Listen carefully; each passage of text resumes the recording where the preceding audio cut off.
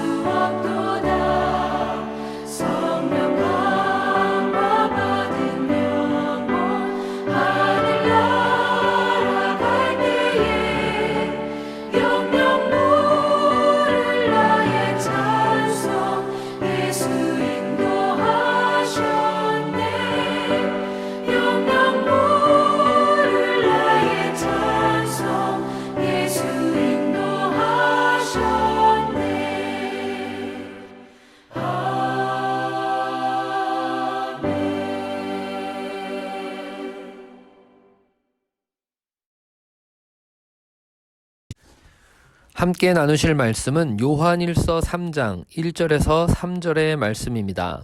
제가 봉독하겠습니다. 보라, 아버지께서 어떠한 사랑을 우리에게 베푸사 하나님의 자녀라 일컬음을 받게 하셨는가. 우리가 그러하도다. 그러므로 세상이 우리를 알지 못함은 그를 알지 못함이라.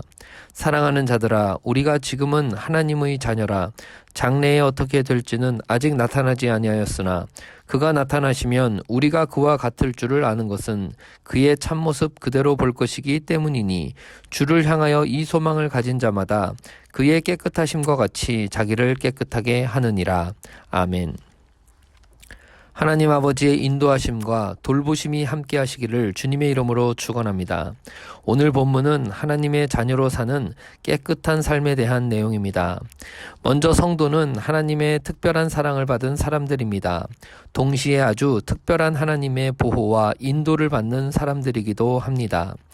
1절에 보니까 보라, 아버지께서 어떠한 사랑을 우리에게 베푸사 하나님의 자녀라 일컬음을 받게 하셨는가. 우리가 그러하도다. 그러므로 세상이 우리를 알지 못함은 그를 알지 못함이라. 성도는 세상 사람들과는 아주 다른 사람들입니다. 하나님께서 따로 분리해서 관리하시는 사람들입니다. 부모가 자녀를 일방적으로 사랑하듯이 하나님께서는 일방적인 사랑으로 저와 여러분을 이 세상에서 끌어내셔서 하나님의 자녀로 입양하셨습니다. 세상 사람들은 신이 과연 존재하느냐 존재하지 않느냐를 아직도 묻고 있지만 우리 성도들은 신이 존재한다 안 한다를 넘어서서 그 하나님의 사랑을 일방적으로 받았다고 주장하는 사람들입니다. 세상은 하나님과 성도의 관계를 도저히 알 수가 없습니다. 하나님께서 나를 사랑하신다는 것이 무슨 뜻인지, 어떤 감격인지 알 길이 없는 것입니다. 오직 성령 하나님께서 마음에 빛을 비추셔야 알게 되는 것입니다. 고린도전서 2장 9절에서 10절에는 기록된 바 하나님이 자기를 사랑하는 자들을 위하여 예비하신 모든 것은 눈으로 보지 못하고 귀로 듣지 못하고 사람의 마음으로 생각하지도 못하였담과 같으니라. 오직 하나님이 성령으로 이것을 우리에게 보이셨으니 성령은 모든 것 곧 하나님의 깊은 것까지도 통달하시느니라. 하나님의 사랑을 알고 하나님의 자녀가 되었다는 것을 깨닫고 나면 그때부터 하나님의 자녀 만들기 커리큘럼이 시작됩니다. 이미 하나님의 자녀는 되었지만 하나님 자녀 수준으로 성장하려면 배워야 할 것들이 많기 때문입니다. 감격 다음에는 항상 그에 걸맞은 수준이 요구되기 마련입니다. 어렵게 취직을 하면 기쁨과 감격이 있지만 머지않아 그 직업에서 요구되는 수준을 갖추어야 합니다. 기업의 임원으로 승진을 하면 감격과 함께 곧바로 그 수준의 성과를 기대하게 되는 것입니다. 하나님께서는 늘 하나님의 자녀들에게 그에 걸맞은 수준을 기대하십니다. 주님과 함께 어느 정도의 세상의 압박을 견뎌낼 수 있는지 관심을 가지십니다. 참 소망을 붙들고 어느 정도의 깨끗함을 붙들 수 있는지를 유심히 지켜보십니다. 2절에서 3절을 보니까 사랑하는 자들아, 우리가 지금은 하나님의 자녀라. 장래에 어떻게 될지는 아직 나타나지 아니하였으나 그가 나타나시면 우리가 그와 같을 줄을 아는 것은 그의 참모습 그대로 볼 것이기 때문이니 주를 향하여 이 소망을 가진 자마다 그의 깨끗하심과 같이 자기를 깨끗하게 하느니라. 하나님의 자녀의 수준으로 단번에 최고의 수준으로 도달하지는 못할 것입니다. 아마도 많은 실패와 좌절을 경험하면서 조금씩 진일보하게 될 것입니다. 이 험한 세상에서 하나님의 자녀에 걸맞게 살아간다는 것이 얼마나 어려운지 실감하게 될 것입니다. 그럼에도 불구하고 주를 향하여 소망을 가진 사람들은 자신이 할 수 있는 대로 할 수 있는 만큼 자신 앞에 펼쳐져 있는 믿음의 길을 한 걸음씩 걸어가고자 하는 것입니다. 그러나 많은 경우에 성도는 믿음의 길을 가다가 포기할 때도 있습니다. 회의감에 빠지고 허무감에 붙들릴 수도 있습니다.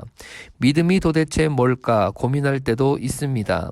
신앙생활을 하면서도 분명한 것보다 흐릿한 것들이 많을 수도 있습니다. 시간이 지날수록 하나님에 대한 이해가 더 복잡하고 불분명해질 때도 있는 것입니다. 그럼에도 불구하고 하나님의 자녀 만들기는 중단되거나 일시 정지되지 않습니다. 각 사람이 어디까지 이르렀든지 그 이해, 그 내용, 그 믿음, 그 수준 그대로 계속 앞으로 끌고 나가시는 것입니다.